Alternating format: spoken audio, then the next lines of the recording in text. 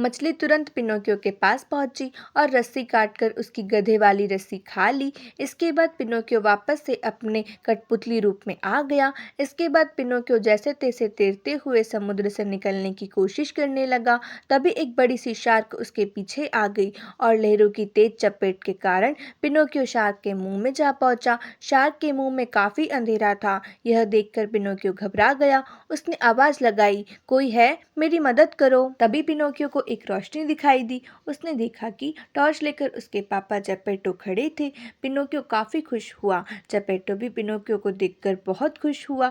उसने कहा, ओ मेरे बच्चे, मुझे लगा नहीं था कि मैं तुम्हें दोबारा जिंदा देख पाऊंगा। तुम मुझे जमीन पर नहीं दिखे, इसलिए मैं तुम्हें पानी में खोजने आ गया, लेकिन एक भयानक तूफान की वजह से मुझे एक शार्क ने खा लिया। इस पर पिनोकियो ने कहा, ओ पापा, हम दोनों जिंदा हैं, चलो यहाँ से बाहर निकलने की कोशिश करते हैं। पिनोकियो और उसके पापा शार्क के मुंह से बाहर निकलने की कोशिश करने लगे, लेकिन उन्हें सफलता नहीं मिली। तभी शार्क को नींद आने लगी और वह मुंह खोलकर सोने लगी। इस मौके का फायदा उठाकर पिनोकियो और जेपेटो पानी में कूद गए और तैरकर बाहर निकल गए। बाहर निकलने के बाद पिनोकियो ने देखा कि उसके पापा को तेज बुखार है। उसने अपने पापा को एक जगह बैठाया और उनके लिए कुछ खाने की तलाश में निकल पड़ा।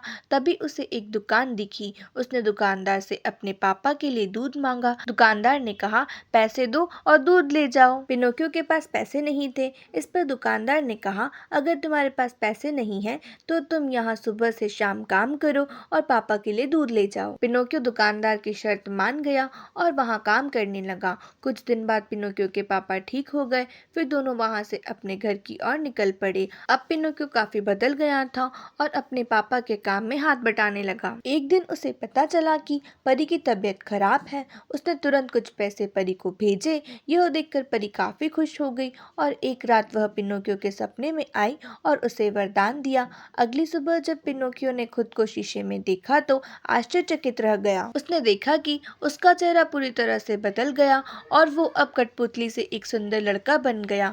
वह दौड़ा दौड़ा अपने पापा के पास पहुंचा।